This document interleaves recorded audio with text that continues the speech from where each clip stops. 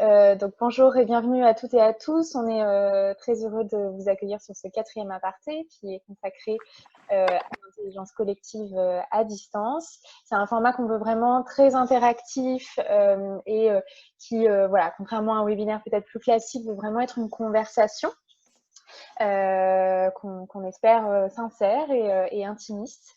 Et ces apartés sont nés en fait d'un projet qui est porté par la Fabrique RH, le laboratoire d'innovation publique de la préfecture de la région Île-de-France, qui s'appelle l'ETAP, espace de travail des agents publics. On adore les acronymes dans l'administration. C'est le tout premier espace de coworking dédié aux agents publics, quelle que soit leur administration ou la fonction publique auquel ils appartiennent. Est-ce que Thierry, tu veux reprendre le relais si tu m'entends? Bonjour à toutes et à tous, désolé, c'est les aléas du direct. Marine, tu présentais donc l'étape qui en effet voilà, est l'espace de travail des agents publics qui va ouvrir donc en plein cœur de Paris. L'idée de la fabrique RH, lorsqu'elle a initié lors de sa saison 3 l'étape, ça a été de mettre en place un espace de travail à destination de l'ensemble des agents publics franciliens, donc des 3 fonctions publiques, qui puissent favoriser le télétravail pour les télétravailleurs qui ne souhaitent pas forcément télétravailler uniquement de chez eux, pour pouvoir avoir un espace dans lequel on puisse télétravailler. Cet espace de travail sera aussi ouvert aux travailleurs nomades qui, en temps de réunion, pourront venir et s'économiser des temps de transport à rallonge. Et les équipes projets, besoin d'un lieu neutre et créatif pour travailler. Donc l'étape a été pensée à l'agent public dans une quinzaine d'administrations différentes pour imaginer, penser la philosophie de ce lieu qui sera unique en son genre pour l'instant. Au-delà donc de la présence de l'étape entre 4 murs pour le coup, l'étape est aussi un tiers-lieu d'innovation qui est là donc aussi pour initier des nouvelles de travailler, de collaborer, d'échanger. Et donc c'est pour ça qu'on est très heureux de pouvoir échanger sur l'intelligence collective, de laisser la parole donc qui animera aujourd'hui la conversation avec Brice. Je vous rappelle donc que voilà, nous sommes là pour pas trop pu dire tout à l'heure en intro. C'est vraiment dans la bienveillance. N'hésitez pas à participer et puis je vous souhaite un très bon aparté. Merci beaucoup Et Thierry. Donc du coup, j'ai la chance d'animer cet aparté aujourd'hui avec Brice. Je m'appelle Marine Beck et j'anime la Fabrique RH, donc le laboratoire qui a porté le projet de l'étape et qui a été fondé par la préfecture de la région Île-de-France. Et en tant que laboratoire d'innovation, évidemment, l'intelligence collective est au cœur de notre philosophie, au cœur de nos modes de fonctionnement. Alors, qu'est-ce que l'intelligence collective? Finalement, il y a pas mal de définitions, mais grosso modo, c'est la capacité d'un groupe, d'une communauté, d'une organisation à réaliser des tâches complexes grâce à l'interaction entre ses membres et les synergies qui en découlent. En gros, ça rejoint un peu 2 adages. Le premier qui est tout seul, on va plus vite, ensemble, on va plus loin. Vous avez entendu des milliards de fois. Et le deuxième qui est personne ne sait tout. Et tout le monde sait quelque chose, voilà. C'est vraiment ce qui guide tous nos travaux au sein de la Fabrique RH. Mais cela étant dit, depuis le début du confinement, on est confronté à un vrai challenge. Comment faire émerger cette intelligence collective quand on ne peut pas être ensemble? Et c'est ce qui nous a poussé à mettre ce thème au cœur de notre 4e aparté pour explorer un peu ce que pouvait changer la distance et dans une vision positive, les leviers aussi qu'elle pouvait activer, quelles intentions sont à privilégier, quelle posture du facilitateur, quels outils, etc. Et pour échanger et réfléchir à ce sujet avec nous, on a la chance d'accueillir aujourd'hui Brice de Margerie. Brice est responsable du lieu de la transformation publique à la direction interministérielle de la transformation publique, la DITP. Et il est notamment chargé de la rédaction d'un guide sur ce sujet-là. Brice? Hello. C'est justement le moment de vous présenter un de mes garçons qui vient de faire irruption. Je dis bonjour. Hello. Bonjour à tous. Merci Marine, merci Thierry. Moi, je suis content d'être avec vous ce matin. Je reconnais Florent. Salut Florent. Florent avec qui j'ai dansé une fois lors d'une session d'un truc qui s'appelait l'Académie, qui était une académie sur la facilitation, un truc qu'on avait mis en place à Co-Design It, une association d'indépendants dans laquelle j'ai passé beaucoup de temps et beaucoup d'énergie aussi. Et en gros, ce qui m'amène ce matin, et je serai très rapide, mais c'est que ça me passionne pas mal, ces questions-là. La facilitation est un truc sur lequel je publie tous les jours depuis 4 ans, un petit billet très pratique qui sont tiens, j'ai vu quelqu'un faire quelque chose, ça m'intéresse, ça pourrait intéresser quelqu'un d'autre. Et donc, avec le confinement et la distance qui est arrivée, évidemment, je me suis dit, bon, bah, comment on fait ce métier-là dans ces nouvelles circonstances? Et donc, j'ai plongé dans un énorme, enfin, une espèce de somme de documentation que j'ai trouvée et ce que j'ai partagé avec vous ce matin. Donc, on va dire, c'est ce que j'ai trouvé de moi de plus utile dans tout ce que j'ai trouvé et ce que j'ai mis en regard de ma pratique et l'expérience que j'ai de la facilitation. Donc, c'est de la matière que je souhaite mettre en partage avec vous. Ça n'a pas d'autre valeur que ça, mais je souhaite que ça soit très utile pour vous. Et puis, bah, je crois qu'on peut y aller. Bienvenue à tous. C'est parti? C'est parti. Ouais. Alors, on a un premier truc à tester avec vous. Vous avez donc tous eu le lien vers les Google Slides et normalement, vous devez, si vous l'ouvrez, avoir accès à la page qui est la page numéro 2, qui comporte des chiffres et une espèce de Ouija au milieu. Vous voyez ce que c'est que le Ouija? Le Ouija, vous savez, c'est le truc qu'on utilise quand on fait du spiritisme. On va commencer par faire un peu de spiritisme ensemble. Et je voudrais, par exemple, voir si Florent, tiens, ça tombe sur toi, tu serais capable de déplacer le Ouija. Est-ce que Florent, tu nous entends et est-ce que tu as accès au Google Slide? Et est-ce que tu pourrais répondre à cette question? Donc, imagine, Florent, on t'annonce un atelier en ligne la semaine prochaine. Quel appétit ça déclenche chez toi? Alors déjà, Brice, je ne sais pas si tu m'entends, j'essaie Ouais. de déplacer le Ouija là. Est-ce que ça se voit que je le déplace? Alors là, si, ça y est, il se déplace. Ouais. Je l'ai mis en 8. Wow, trop bien. Je vais demander à Marie-Laure, tiens. Est-ce que Marie-Laure, tu as accès au Google Slide? Alors, oui. Et donc, je le déplace. Oui, pour voir ce que déclenche comme appétit l'annonce d'un atelier en ligne la semaine prochaine. Après 3 mois de confinement. Sauf que j'arrive pas à le déplacer. D'accord. Si tu cliques, est-ce que tu as bien, tu es plus dans, tu as Zoom qui est une fenêtre d'une part, et tu as le Google Slide que tu pourrais dans une autre fenêtre. Oui, je l'ai ouvert dans une autre fenêtre, marche. effectivement. Et là, c'est moi qui le déplace. D'accord. Et toi, pour l'instant, tu ne peux pas le déplacer. Non. Ok. Eh ben, on va, de toute façon, on se doutait que ça ne marcherait pas pour tout le monde. On va essayer avec Nadia, tiens. Nadia, est-ce que tu peux essayer de déplacer le truc? Bien sûr que je vais essayer. S'il te plaît. Alors, est-ce qu'on voit là? Ah, ouais, ça y est, génial. Ah, du coup, j'ai doublé le truc.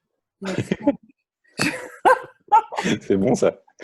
D'accord. Donc, c'est ça le Ouija en disparition. fait, hein. C'est les mystères. Désolée, je sais pas ce que j'ai fait. Et si tu fais CTRL Z par exemple pour voir, est-ce que vous verrez réapparaître? Ouais. Ouais, magnifique. Ouais. Super. Est-ce que Florie pourrait faire un essai de déplacement? Hop, je me connais. Hop. Tac. Génial. Là, au-dessus du 9. Oh là là. D'accord. Très bien. Et ben donc ça marche suffisamment pour qu'on continue. On avance, Marine? Ok pour toi? Oui. Super. Alors, on va passer à la slide d'après. Ce que je vais vous soumettre, c'est-à-dire je vais vous proposer des intentions. On va faire un essai avec une première intention. Tiens, on va dire s'aligner. Voilà. Ça, on va la mettre ici. Donc, vous devez voir apparaître une intention. C'est-à-dire que vous avez quelqu'un qui est venu vous voir. Vous êtes en charge de la préparation d'un atelier. Et il vous dit, moi, j'ai réussi mon atelier si on s'est aligné.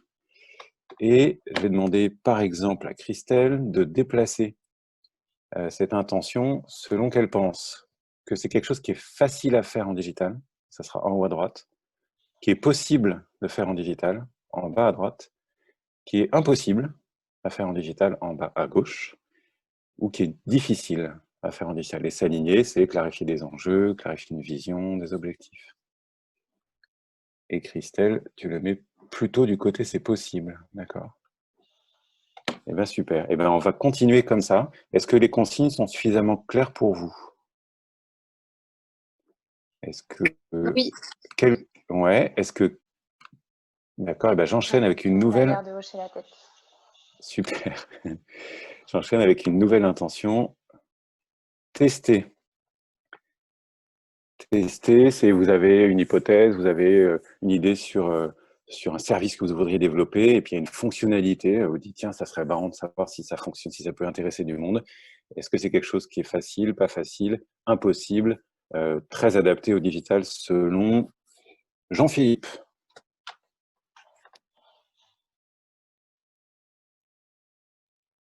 Jean-Philippe, tu as accès au Google Slide.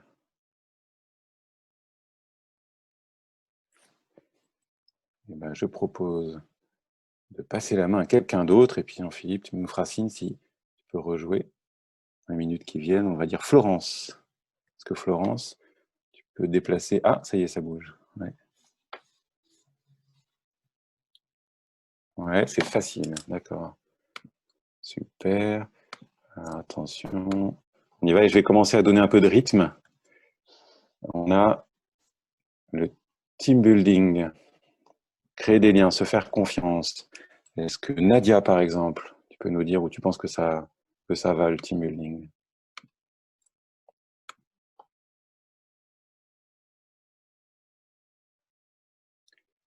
Ça y est, ça marche.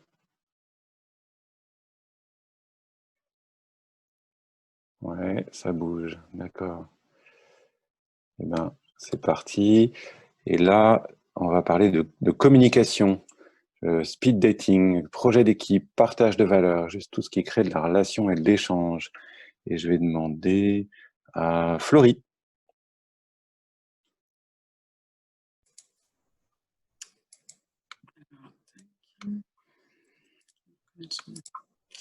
Ouais. Je pense que ça va où, ça? Je vais mettre un peu au milieu, moi. D'accord. Je suis la Normande. Ça marche. Et on continue avec la capacité à modéliser. Est-ce que tout le monde voit bien l'écran? Est-ce qu'il faut peut-être que tu réduises un petit peu l'écran, Marine? Je ne sais pas. Oui. Chez moi, c'est un peu large. D'accord. Modéliser un parcours usager, modéliser un processus. Et Valérie, par exemple, je dirais que ça va où, ça? Modéliser.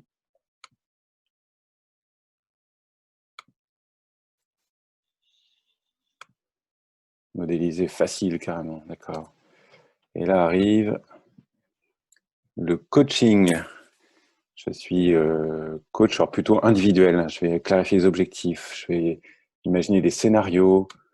On va se faire un programme de développement. On a un coach plutôt sportif, là, vous avez vu. Est-ce que Laura, par exemple, peut nous dire où tu penses que ça va? Alors.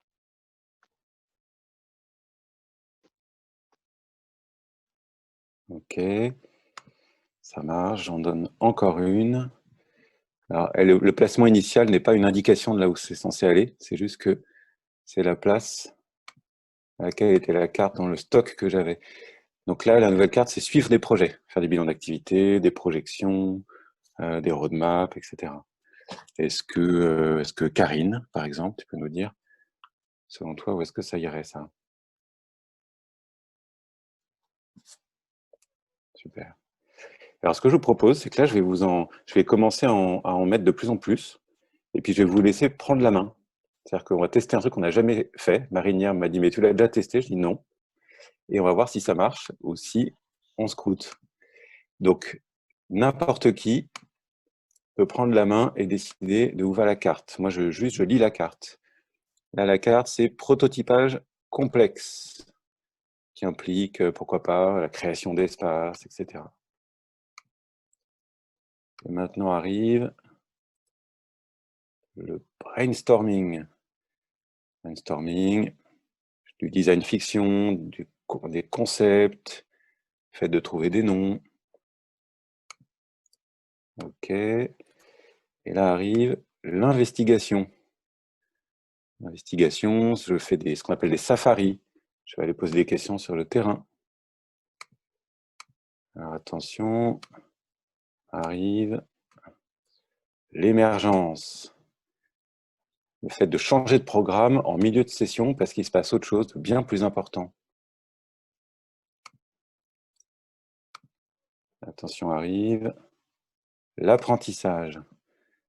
J'apprends des outils, j'apprends des comportements. Et on continue. Vous allez voir, on ne va plus rien lire dans quelques instants. Avec la capacité à produire. Je produis un manifeste, une plaquette, des notes, un argumentaire, des pitchs. Hop, génial. Et là, arrive la problématisation.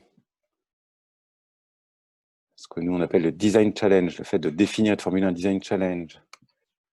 Ça marche, on commence à être pas mal, il n'en reste plus tant que ça. On va parler de tests complexes. Tests complexes, le fait par exemple de monter une boutique éphémère.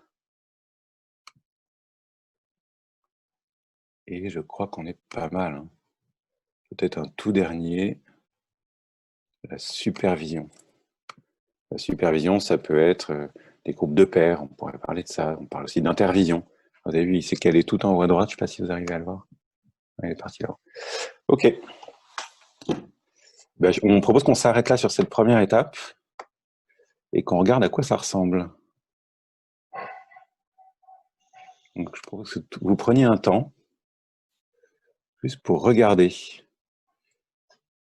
ce tableau et vous dire qu'est-ce qui me paraît assez net et peut-être de noter pour vous, avant qu'on vous mette en sous-groupe, de noter pour vous ce qui peut-être vous surprend un peu plus. Donc, que chacun prenne un temps pour identifier une carte qu'il n'aurait vraiment pas mis là.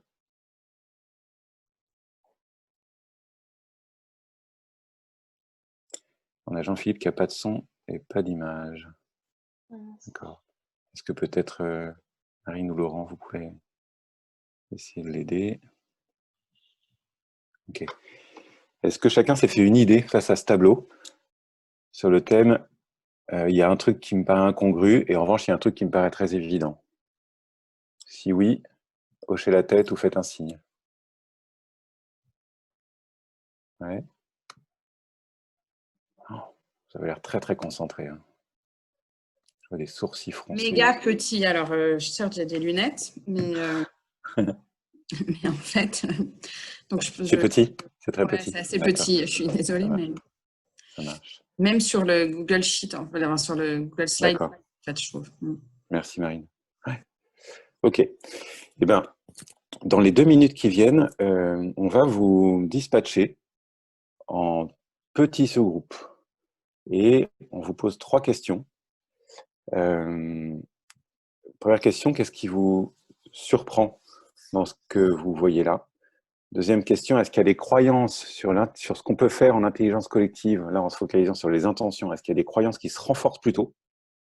Et troisième question, est-ce qu'il y a des croyances qui plutôt s'affaiblissent? Est-ce que vous avez des questions à l'esprit? Est-ce que vous voulez que je les réécrive dans le chat? Ou Marine, peut-être, si tu as le temps. Ou Marine, toi, tu peux peut-être créer les sous-groupes? Ouais. Donc, ce sera un temps assez court, hein, de peut-être 3 minutes maximum, juste pour changer un peu de dynamique et libérer aussi la parole. D'accord? Je fais les petits tours des groupes. Ça marche. Donc, Florie, bonjour Marine. Donc ça me renforce totalement dans cette idée-là. Après, ce qui me surprend, c'est le côté humain et relationnel dont les gens ont besoin et cette peut-être difficulté en digital qui fait qu'il y a certains postes qui ont été plutôt mis en difficile ou en chaos. Voilà, donc c'est plutôt ça. Mais est-ce qu'il y a des choses… Ouais, ce que j'entends, si je reformule, voir si j'ai bien compris, c'est que dans la façon de positionner les cartes, je n'ai pas le sentiment qu'il y ait quelque chose qui vous ait choqué. Ou alors j'ai pas bien compris. J'ai pas l'impression que il n'y a rien de choquant. Après, je pense que il y a des choses peut-être qui sont naturelles et de bon sens parce que habituelles. Le par exemple, tout de suite, s'est mis en chaos parce que finalement, dans l'habitude, dans la façon de faire, on produit en réel et le digital encore réel en fait. Voilà, c'est ça aussi. Finalement, ça renforce aussi ces adages habituels et qu'il est peut-être utile ou non de changer ou en tout cas de questionner. Ok, pour toi, s'aligner, pour toi, Nadia, s'aligner, c'est plus clair? Je vois bien, mais ça ne me surprend pas trop finalement. Ah, ça ne te surprend pas, toi? Ok. Je pense que c'est des dynamiques faisables. Ok. Ouais. Je pense à Klaxoon, par exemple, avec des capsules, des choses comme ça.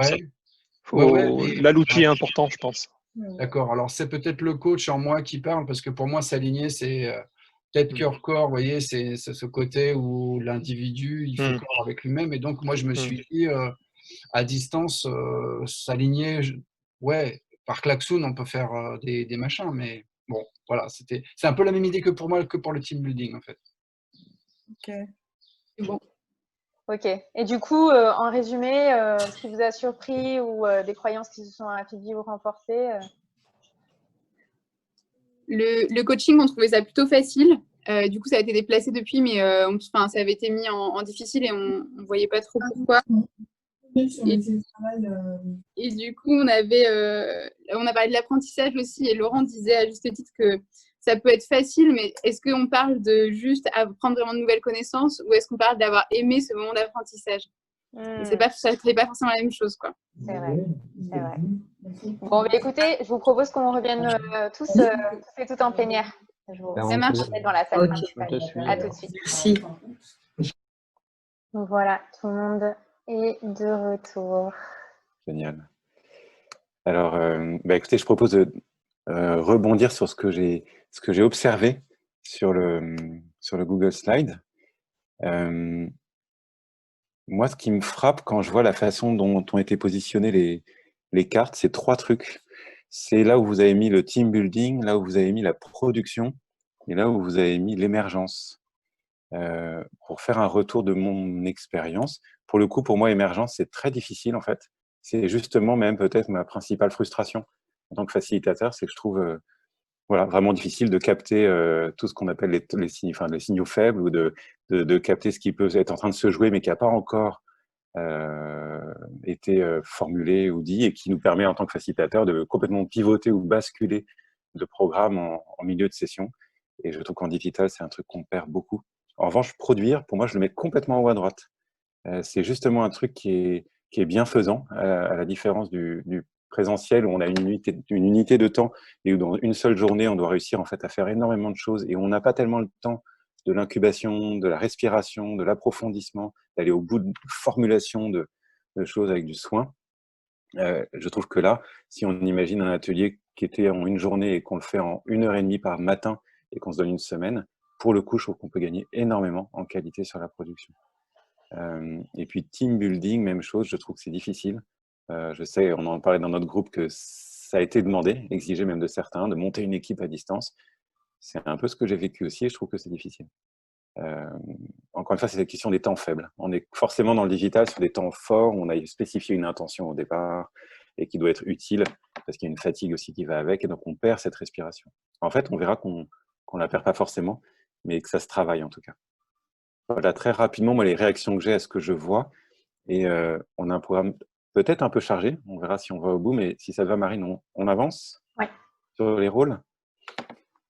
Donc, les rôles, c'est exactement le même jeu que tout à l'heure. Je vais mettre au milieu du tableau des vignettes. Et c'est des rôles types en session.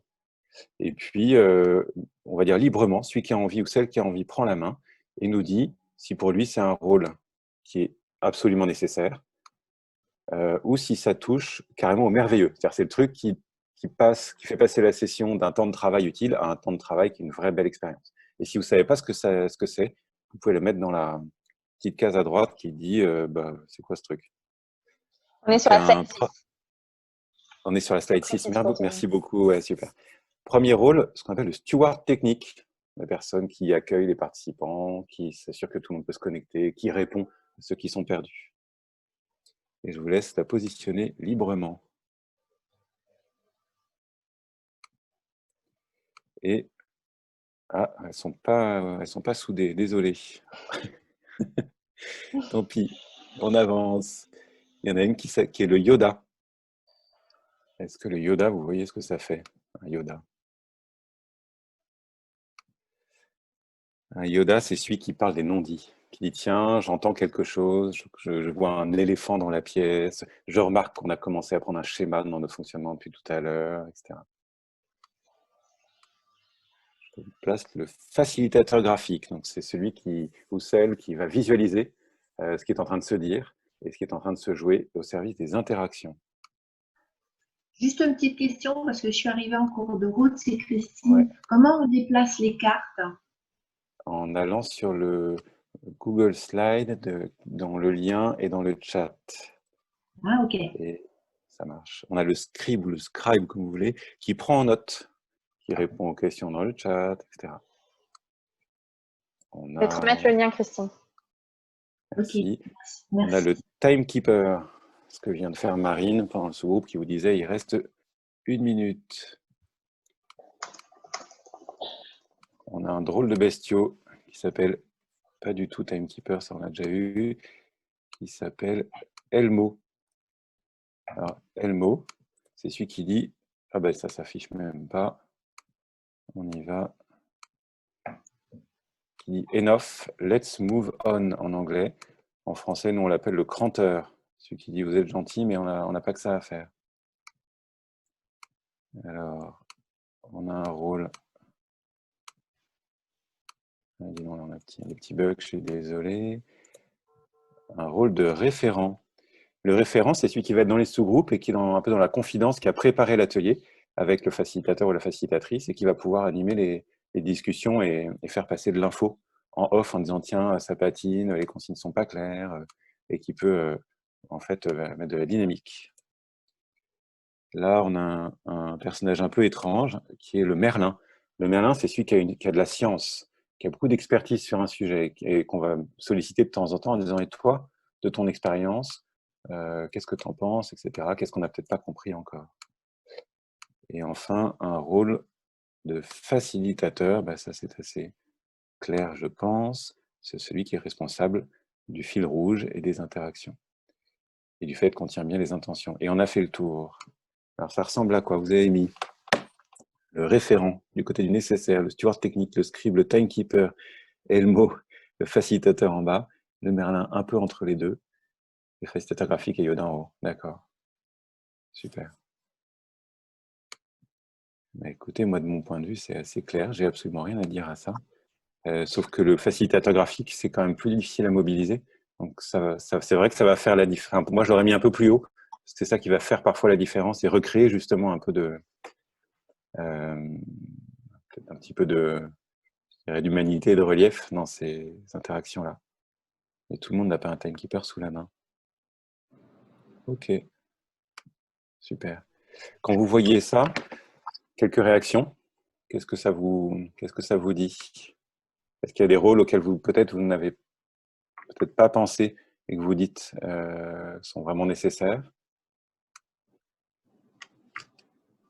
Qui peut donner un petit peu d'avis là-dessus? J'ai pas bien compris le Elmo. Elmo, nous, on l'appelle le cranteur. C'est celui qui dit il reste une demi-heure et en fait, vous avez vu, on n'a pas encore fait ça et c'est peut-être le moment de décider. En fait, depuis tout à l'heure, on tourne en rond. Tiens, tu as dit ça, mais tu l'as dit 3 fois. Maintenant, peut-être qu'on peut passer à la question d'après. Je vous rappelle, notre objectif, c'est de faire ça. C'est quelqu'un qui pousse le groupe à avancer. Et la différence avec le timekeeper, alors, le gardien du temps, ou comment on fait Ça peut être le même, sauf que le timekeeper, quelque part, il est très mécanique. Il dit juste, il Ah, vous reste 20 d'accord. minutes, il vous Ah, reste 10 d'accord. minutes. Il n'est pas tellement sur le fond. Il dit pas là, on a pris un chemin de traverse ou on n'est plus dans la focus qu'on D'accord. s'était donné. Merci. On est d'accord que les rôles sont cumulables. Enfin, souvent, quand tu es facilitateur, tu peux être Ouais. élève, en même temps. Enfin, Complètement, bien sûr. Ouais. Brice, Ouais. c'est Florent, juste une question. Est-ce que dans le rôle du Merlin, tu intègres le leader éveillé, c'est-à-dire celui qui pousse plus loin l'envie de réfléchir sur le sujet, qui est donc garant de l'intention de l'atelier? Parce que le facilitateur, il conduit l'atelier, mais est-ce que le Merlin aussi, ou c'est un autre rôle que je ne vois pas, ou il est Je crois que tu viens nous en trouver un nouveau. Il est super, le leader éveillé. Ouais. Donc, celui qui incite le groupe à aller plus loin, à avoir peut-être plus d'ambition. Et puis aussi qui est garant de l'intention. Ouais, tout à fait. Ouais. Il y a Valérie dans le chat aussi qui nous dit qu'elle aurait positionné le rôle d'Elmo et de facilitateur un peu plus haut, donc un peu plus dans le merveilleux. Je ne sais pas si ça traduit bien, Valérie, ce que... Ouais, je vois ça. Oui, tout à fait, c'est bien ça. Certes, ils ont des rôles nécessaires, mais bon, c'est quand même des rôles sympas, quoi. Ouais. En fait, le rôle d'observateur, c'est plus le Yoda en fait qu'il a. Ouais. Ouais. Mais c'est vrai que tu as ça aussi, ouais. Tu as celui qui sent et qui envoie des messages en disant tiens, il y a quelqu'un qui est en train de s'endormir, ou je pense qu'on a un participant qui est en train de faire ses mails, ou il fronce les sourcils depuis tout à l'heure, il se passe un truc, il faut aller le voir, etc. Ouais. Moi, j'ai une question, c'est peut-être comment ces rôles-là interviennent. Sa dernière remarque m'incite à poser cette question parce que, par exemple, le Yoda, comment il intervient auprès de qui? Est-ce qu'il intervient auprès de l'animateur? Est-ce qu'il intervient auprès de tout le groupe? Alors, pour moi, mais ce n'est que ma réponse, pour moi, plus il intervient auprès de tout le groupe, mieux c'est. Et encore mieux, plus ce rôle est distribué, mieux c'est. On peut peut-être aller sur la slide d'après, sur les rôles, si ça te va, Marine, et les postures à renforcer. Parce qu'il y a un truc qui peut beaucoup vous aider, selon moi, dans ces ateliers-là, qui est en fait de partager la charge. C'est la posture de rôle modèle, là, figurée par Michelle Obama, c'est-à-dire de faire jouer un maximum de rôles aux participants.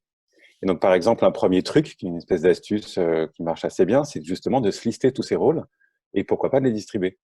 Donc, évidemment, d'être exemplaire à ce titre-là. Donc, ça peut être de dire à un moment donné, moi, je sens qu'il se passe quelque chose dans le groupe. C'est qu'en fait, ce sujet-là, problématisé comme ça, en fait, c'est pas le bon sujet pour vous. J'entends autre chose aujourd'hui. Est-ce que vous êtes d'accord? Oui, ok. Ce que je viens de faire avec vous, ça s'appelle un rôle de Yoda. C'est celui qui observe et qui peut-être dit ce qui est en train de se jouer. Je pense que c'est utile qu'on le fasse. Est-ce que quelqu'un ou quelqu'une parmi vous est OK pour prendre ce rôle pendant les 20 minutes qui viennent? Il y a beaucoup à gagner à ça parce que toute la difficulté du digital, c'est l'implication, c'est l'engagement, c'est le fait que quand même, il est plutôt plus facile de rester à distance et de ne pas dire un mot. Et c'est un droit, mais c'est dommage. Donc, plus vous allez leur donner des choses à faire, plus ça fonctionne. D'où les sous-groupes aussi, dans lequel c'est bien d'avoir un référent, mais qui est de préférence même pas quelqu'un de l'équipe. C'est encore mieux si c'est un référent différent. Le personnage du milieu, le coach sportif, c'est celui qui encourage. Pour moi, c'est un rôle aussi qui est à renforcer dans les ateliers à distance, qui à la fois j'imprime la cadence, je conçois des activités qui permettent aux gens de s'approprier les outils. Je suis vraiment dans comment les gens vont, qu'est-ce que les gens vont faire pendant toute cette séquence-là, de quoi ils ont besoin, m'assurer qu'ils ont tout ce qu'il faut pour être en capacité de contribuer et leur donner en gros les moyens de s'impliquer. Et qui donne aussi un peu d'ambition, un peu de rythme, et qui a cette espèce de posture, alors là ça ne se voit pas sur cette image-là, mais posture dans le coaching, on appelle ça sponsor inconditionnel, quoi, qui croit vraiment dans le potentiel des participants, quel qu'il soit. Et le monsieur et madame loyal, pour moi, il est aussi à renforcer, il est très important dans tout atelier collaboratif, mais je trouve qu'il est encore à renforcer dans un atelier digital, parce qu'il y a besoin d'en faire un peu plus, en gros. D'être plus dans l'inclusion, de s'assurer qu'on n'a oublié personne, d'aller au-devant des questions, d'être peut-être encore plus explicite dans les consignes qu'on donne. Donc ça, pour moi, ça touche à l'inclusion, la clarté et une forme d'attention. Donc, en gros, c'est plus je donne, plus je reçois, si je devais le schématiser, celui-là, Monsieur Loyal. Et donc, on commence à toucher du doigt le fait que ça demande aussi plus de préparation et une équipe un peu plus conséquente. Est-ce que ça vous parle, ces trois postures? Et Marine, je ne sais pas, dans le temps, j'ai l'impression qu'on a peut-être un peu cramé du temps et qu'il faut qu'on garde du temps pour des questions plus libres. Oui, il faut qu'on garde un peu de temps pour des échanges, mais justement, cette slide et peut-être celle sur les outils va peut-être déclencher les questions. Ouais. Bah alors peut-être j'en donne le mode d'emploi, puis on file sur les questions, parce que sinon on aura un peu trop monopolisé la parole. Les 2 slides qui suivent, en fait, c'est une façon peut-être pour ceux qui n'ont pas encore testé les choses, de se rassurer sur le fait qu'en fait c'est très facile de faire des ateliers à distance avec des outils que vous maîtrisez déjà. Par exemple, que ce soit de la visio, du chat, de la coédition comme Google Doc ou Resana pour ceux qui sont dans la fonction publique, ou juste une feuille A4 qu'on prend en photo, permet en gros de toucher toutes les intentions qu'on a listées à gauche. Et donc, il y a 2 slides, il y a sur le fait de brainstormer, c'est en fait très facile à faire avec un logiciel de coédition. Vous avez un tableau dans lequel on fait apparaître des questions séquence après séquence. Sur le fait d'attribuer des tâches, pareil, c'est assez facile. Prioriser, même chose, avec un tableau dans Doc partagé, ça vient tout seul. Dessiner, moi j'utilise beaucoup ça. On était avec des inspecteurs de police et on leur a fait dessiner des parcours usagers qui prenaient en photo et ça marche hyper bien. Si tu veux bien, Marine, allez regarder celle d'après. Segmenter, c'est-à-dire dire, tiens, on a plein de post-it, plein d'idées, lesquelles on pourrait rassembler. Il y a un truc absolument génial qui est tout simplement de couper la session pendant un quart d'heure. Vous nommez 3 personnes ou 2 personnes et vous dites, appelez-vous, faites-nous une proposition dans un quart d'heure. Ça fait respirer les autres qui peuvent aller se prendre un café ou s'appeler pour discuter. Et vous responsabilisez à nouveau, vous donnez à faire aux participants un rôle très utile pour le groupe. C'est intéressant ce que tu dis, Brice, parce que du coup, quand on a fait un petit sondage avant que chacun s'inscrive à l'aparté, et ce qui ressortait comme les choses dont on est parfois privé quand on est à distance, c'est justement ce temps pour les respirations, parce qu'on est souvent très focus, ou en tout cas très concentré sur l'essentiel. Et du coup, c'est effectivement peut-être une technique pour que tout le monde s'accorde un peu de temps aussi. Ouais. Oui, il y a beaucoup. En fait, derrière, il y a un conseil qui est encore une fois, de ne pas oublier que dans un atelier, il y a des temps forts et à nouveau les temps faibles, et qu'en fait, il faut créer de la place pour ça. Et donc, faites plutôt plus de pauses que prévu, même si c'est 3 minutes. Faites que les gens se lèvent, aillent faire autre chose, débranchent, se mettent sur une feuille de papier en silence et écrivent, quoi que ce soit.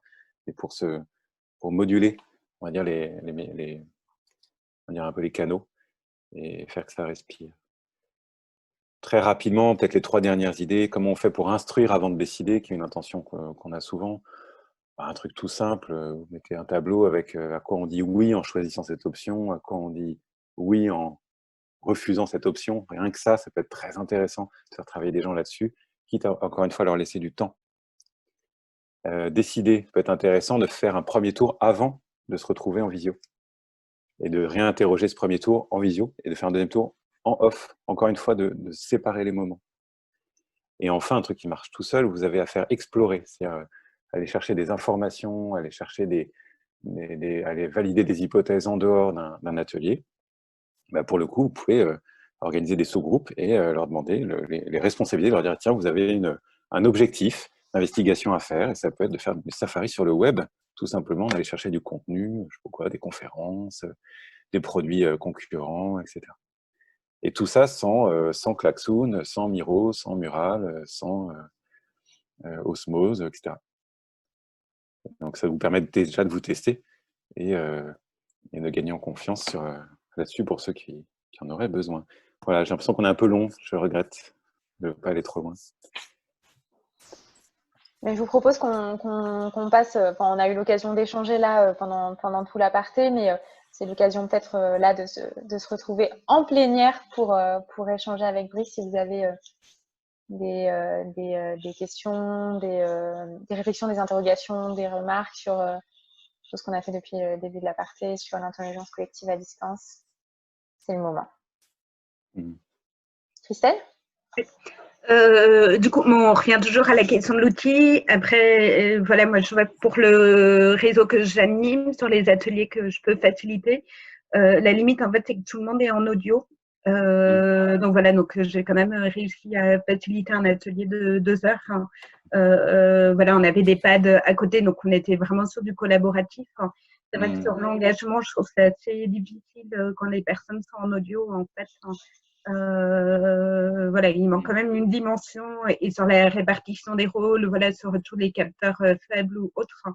C'est quand même pas évident qu'on facilite la session, même si voilà, elle est préparée dans l'intention. Est-ce que je peux rebondir, Marine, là-dessus? Bien sûr. Ouais. Moi, mon réflexe par rapport à ça, ça serait 2 choses. Ou bien de passer dans la caricature, de dire, puisqu'on n'a que l'audio, on va utiliser, on va essayer de pousser cette dimension au maximum. Donc, de travailler sur des intentions très intérieures, de dire, de poser des questions presque intimes, d'en profiter pour aller chercher des choses assez personnelles. Puisqu'on n'a pas l'image et qu'on n'est que dans l'audio, pour moi, il y a quelque chose, ça crée en fait un climat qu'on peut exploiter. Première option. Si ça n'a aucun rapport avec les objectifs, surtout pas, mais peut-être de réduire à nouveau la charge, de dire peut-être que ces 2 heures, c'est 3 fois une demi-heure, avec du temps off entre-temps pour travailler sur des documents, etc. Je pense vraiment qu'on rend service et qu'on a tous un peu saturé de tout ça, donc ça sera forcément bien accueilli de créer des temps plus courts, dans ce sens. Mais c'est parce que c'est vrai que c'est dur, que de l'audio, c'est costaud. Moi, je rebondis, c'est Laura, je rebondis sur ce que tu disais. Je trouve que le problème majeur quand on fait de la visio ou en tout cas des ateliers à distance, c'est le fait qu'on doit être sur un ordi et donc qu'on est encore plus sollicité par les mails qui arrivent, les pushs. Voilà, on s'en empêche d'autant moins qu'en atelier en présentiel où on peut leur demander de laisser leur téléphone à un endroit donné. Donc ça, c'est compliqué d'arriver à maîtriser ça parce qu'on le sent bien quand ça arrive, mais d'interpeller la personne ou d'arriver à faire comprendre que c'est beaucoup moins facile à distance que dans un groupe où forcément d'un regard, on peut aussi se comprendre, un petit sourire. Enfin voilà, ça peut être quand même plus compliqué et j'aimerais bien avoir des petites astuces là-dessus si tu as des retours d'expérience.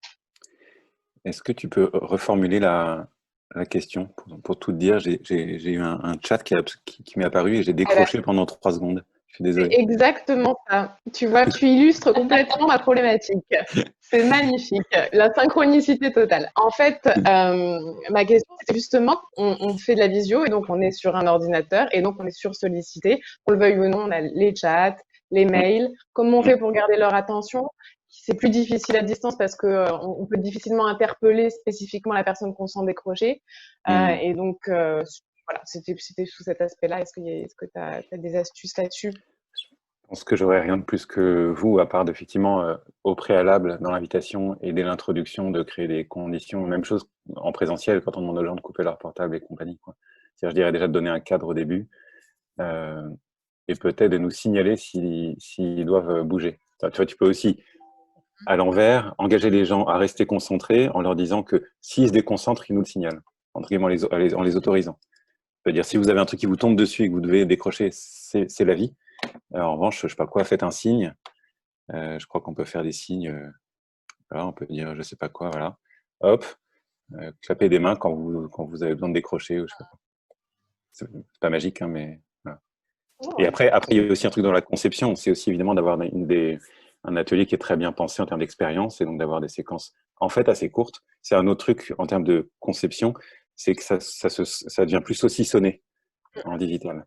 Par rapport à un atelier, on a des séquences de 40 minutes où on intervient. Là, en fait, je trouve que les séquences, il y a des séquences de 3 minutes, 1 minute, 5 minutes. Mais, ouais, et quelque part, il se passe toujours quelque chose pour les maintenir accrochés.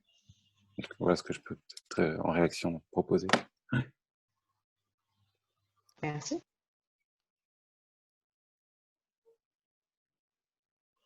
Est-ce qu'il y a d'autres interrogations? Profitez-en, Brice est à disposition. Il a signé le contrat pour répondre à toutes vos questions jusqu'à midi. Christelle, oui, bien sûr. Oui, du coup, c'est relié, mais c'est la question de l'engagement, en fait, et c'est quand on est en visio, on est censé être en visio. J'ai eu l'expérience la semaine dernière, alors c'était plus une animation d'atelier qu'une facilitation. On était en visio, mais tout le monde a enlevé sa visio. Donc c'est vrai que pour les animateurs, c'était un petit peu perturbant. Et alors en parallèle, on avait un atelier En présentiel, tout le monde avait son masque. Donc, c'était assez cocasse parce qu'en fait, tous ceux qui étaient en visio étaient cachés quelque part derrière leur masque. Et en présentiel, les gens étaient là, mais derrière leur masque. Voilà. C'était mais du coup, voilà, c'est compliqué quand de demander aux gens de s'engager. Quelque part, c'est une forme d'engagement aussi de mobilisation, en fait, de mettre la visio quand on est en visio. Pour moi, c'est pas une question. Enfin, j'entends pas de question, j'entends une illustration. Oui. Mais voilà. Donc c'est. Je me demande aussi s'il ne faut pas se poser la question des attendus, en fait, qui doivent être différents et que finalement, ce n'est pas ça l'enjeu. C'est-à-dire que le online n'est pas là pour faire du présentiel line, si je puis dire. C'est-à-dire qu'à un moment donné, il faut aussi se poser la question de la reconception pédagogique, un peu, j'ai envie de dire, de notre atelier. Et que c'est ça l'enjeu et que la période du confinement nous est tombée dessus. Et donc, on a fait tout ce qu'on a pu et on a tous, je pense, fait très bien et avec les moyens du bord chacun. Mais peut-être qu'il faut aussi se dire qu'est-ce que j'attends. Est-ce que le online, c'est pas plutôt un moment où je vais plutôt être dans la création je sais pas, d'un divertissement dans le cas d'un team building. Enfin voilà, quel de ce online et finalement de revenir à des systèmes hybrides ou parce qu'on ne va pas tous rester online toute notre vie non sur tous les jours. On a des sociétés qui faisaient que du télétravail qui sont en train d'y revenir complètement aussi en faisant que du télétravail, en disant bien justement que ça perd l'esprit de créatifs. Et d'ailleurs, les créatifs aussi en ont marre d'être dans tout online. Est-ce qu'on n'est pas là aussi? Moi, je me demande si on ne se trompe pas en reprenant nos modalités présentielles de facilitation et en voulant les remettre online. Est-ce que c'est pas juste aussi nous, en tant que facilitateurs ou en tant que gestion, peu importe le terme qu'on a d'ailleurs dans nos organisations, mais finalement changer nos objectifs ou adapter, travailler d'autres objectifs et faire plus travailler les gens à distance différemment et en regroupement différemment online. Moi, c'est un peu toutes mes questions actuellement que je suis en disant est-ce que c'est à moi de me remettre en question en fait et pas forcément le reste du groupe. En rebond, je suis tout à fait en phase avec toi. Je pense qu'il ne faut pas imaginer qu'un atelier online est un objet en soi. C'est un morceau dans un programme que tu peux penser en présentiel puis online, en présentiel puis online, avec des binômes, des trios. Mais en gros, effectivement, il faut un peu prendre du champ comme sur Google, quoi. On reprendrait un peu de hauteur et dire comment ça va s'insérer dans une série d'activités que je vais proposer. Et là, ça devient pour le coup hyper intéressant pour moi. Mais effectivement, faire rentrer tout ce qu'on lui mettait en présentiel dans l'atelier online, je pense que c'est non seulement difficile, mais je pense pas très heureux. Après, ça peut être une source d'inspiration, parce qu'il y a plein d'icebreakers qu'on voit online qui sont en fait des détournements de trucs qu'on faisait en présentiel, donc il y a plein de choses à trouver. Et après, ça pose l'autre question qui est effectivement de l'hybridation. C'est un des sujets qu'on avait aussi en tête avec Marine. Le mi-présentiel, mi-digital, le figital. Ça, je trouve ça très, très costaud, en fait. Très difficile encore. Moi, j'ai même plutôt le réflexe de dire non. Quand on me dit, tiens, on pourrait faire un truc moitié-moitié, je dis, bah, faites tout digital, même s'ils sont sur le même plateau, je préfère. Parce que, en fait, ça crée des rôles assez compliqués. En tout cas, je n'ai peut-être pas assez pratiqué pour avoir assez d'aisance, mais je trouve ça difficile. Même si, voilà, je pense que tu as raison, ça va être des contraintes avec lesquelles il va falloir jouer durablement. Donc, ça pourrait j'ai plutôt envie de tester et de m'amuser à faire ça. Oui. Non, mais je pense qu'il y a plein de trucs à découvrir. Je me sens moi encore un peu coincé dans cette jeu de contraintes-là. Il y a Roxane qui voulait intervenir. Moi, je te rejoins complètement, Brice, sur j'ai des échecs de mi-digital, mi-présentiel et je préconise plutôt le 100% digital ou 100% présentiel.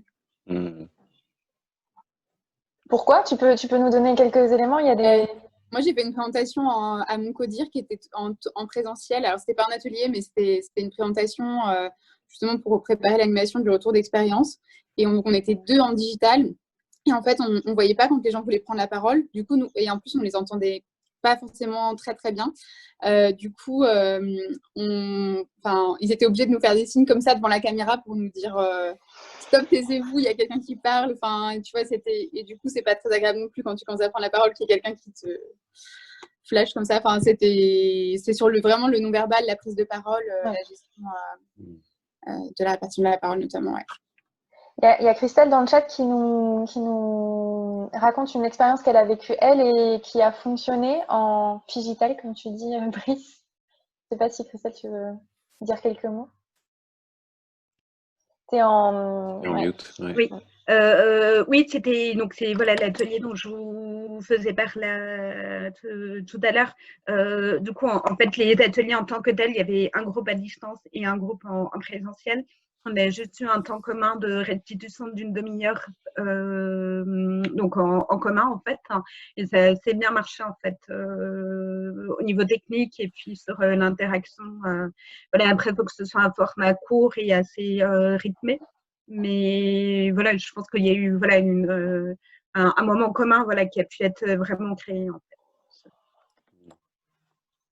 Mais du coup, tu avais tous tes participants en présentiel? Non. En fait, il y avait 5 participants à distance et 5 participants en présentiel. Et après, on s'est mis ensemble, donc restitution en plénière, on va dire. Mais voilà, les gens qui étaient à distance, c'était toujours à distance, en fait. Mais donc, on a mis sur un grand écran, en fait, la visio, qui a permis de créer cette synergie à distance et en présentiel, en fait. Après, c'était un temps de restitution, donc ce n'était pas un temps de production, d'échange interactif. Voilà. Mais après, ça a fonctionné parce qu'il y a eu des questions-réponses entre les gens qui étaient à distance et les gens qui étaient en présentiel. Et on avait les mêmes thématiques à traiter en présentiel et à distance. Et donc, c'était intéressant de voir les points communs et les points de divergence. Et à partir des points de divergence, c'est là où on a pu échanger sur les questions ensemble, en fait. Mais il ne faut pas que ce soit trop loin, en fait, je pense. Il y a Florent qui nous demandait dans le chat s'il y a carrément eu des ateliers en réalité virtuelle qui ont été organisés. Je n'ai pas testé encore. Il y a des outils qui existent, qui sont intéressants. Mais je n'ai pas encore testé. Ouais. Moi, j'aurais une question, Marine, et c'est pour le groupe. Ouais. Et pour gagner peut-être en fluidité, pour y répondre sur le chat. Je suis sûr qu'ici, vous avez tous testé des trucs. Et j'aimerais bien que vous partagiez peut-être l'astuce la plus utile que vous pourriez mettre que vous pourriez donner au groupe qui est là, à quelqu'un qui voudrait animer des ateliers d'intelligence collective à distance et qui ne dort pas très bien la nuit. Donc, votre astuce, si vous voulez bien répondre sur le chat, la plus utile pour animer et concevoir, animer et concevoir. Eh bien, ce sera notre question conclusive, parce qu'on a déjà un petit peu débordé. Je vais essayer de les lire du coup à haute voix. Donc, il y a Roxane qui nous dit qu'elle, son astuce, c'est de maintenir les brise-glaces. C'est important. Laura, de bien tester la technique avant et bien se préparer, faire des filages. Christelle qui nous dit son astuce, c'est de rester zen et souriant. Ça s'entend en audio et ça se voit. Florent qui nous dit de créer un moment de silence en se regardant. Et c'est vrai que je ne sais pas si vous l'avez expérimenté, mais je trouve qu'en visio, il y a beaucoup moins de temps de silence, ou en tout cas, ils sont plus inconfortables. Florent qui nous dit aussi faire du photolangage, donc plutôt utiliser des images, utiliser du visuel. Florie qui nous dit sourire et se faire confiance, nous sommes magnifiques en vidéo. C'est vrai, on le prouve aujourd'hui. Moi, j'en rajoute un, avoir un plan B. C'est à peu près sûr que ça va planter, en fait. C'est juste partir de ce principe, ça détend. Et voilà. Il y a 2 semaines, on a animé un truc qu'on voulait super bien et on était tout en audio pendant 1 heure. Exclusivement. Et je me suis fait éjecter de la réunion 3 fois. J'étais l'animateur. Voilà. Donc ça, c'est pas mal. Une fois qu'on a vécu ça, on se dit c'est bon. On est plus détendu. Ouais. d'autres sessions. Est-ce qu'il y a encore quelques… D'ailleurs, je me permets d'un temps, je trouve qu'il faut qu'on soit un peu moins ambitieux aussi sur nos capacités à faire online, parce qu'en fait, on ne sait jamais si Orange, Bouygues ou SFR ou Free va nous planter et qu'il y a un moment donné, soyons cool, quoi.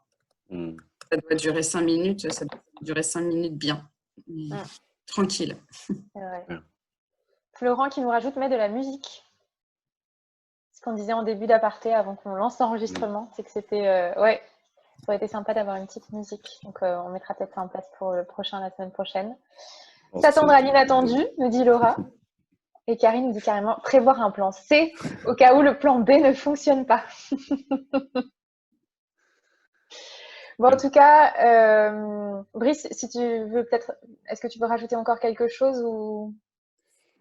Non, vous remerciez. Moi, ça pourrait durer encore 1 heure. J'ai plein de questions, mais je veux pas, voilà, je veux pas déborder. Merci beaucoup en tout cas de l'invitation. Ça va forcer à clarifier un certain nombre d'idées. Donc, merci pour ça, Marine. Et effectivement, on va travailler sur un guide collaboratif qu'on va mettre évidemment en partage. Ce sera un commun. Mais animé ou facilité par le lieu de la transformation publique, et on espère que ça soit un objet qui, dans 6 mois, ressemblera déjà plus à ce à quoi il ressemble aujourd'hui, et dans 1 an encore plus, etc. Et que ça soit vraiment une espèce de repère pour tout le monde, et comme une ressourcerie. Et donc, à suivre dans cet esprit-là. Merci beaucoup, en tout cas, Marie. Merci beaucoup, Brice, de t'être prêté à l'exercice. Merci à toutes et à tous d'avoir répondu présent ce matin, d'avoir été bienveillants et patients avec nos petits supports techniques. On vous envoie un petit questionnaire dans la foulée avec le support de l'intervention pour que vous puissiez tout y retrouver. On a mis aussi une petite slide avec des ressources où vous allez pouvoir explorer ce qui a été fait ailleurs et vous dire que du coup, les apartés se poursuivent plutôt, et que la semaine prochaine, ça fera écho à ce que disait Laura dans les questions. On parlera de 0 mail inutile. Parce qu'il se trouve qu'en confinement, à distance, il y a beaucoup d'échanges qu'on avait avant informels et qui arrivent de manière très formelle par mail. Et donc, on recevra 2 personnes qui ont créé un projet qui s'appelle 0 mail inutile et qui nous donnera quelques clés pour questionner son organisation en rationalisant l'usage de ces mails. Il me reste à vous souhaiter une très bonne journée et on vous dit à très bientôt. Au revoir. Merci, au revoir. Merci, au revoir. Au revoir.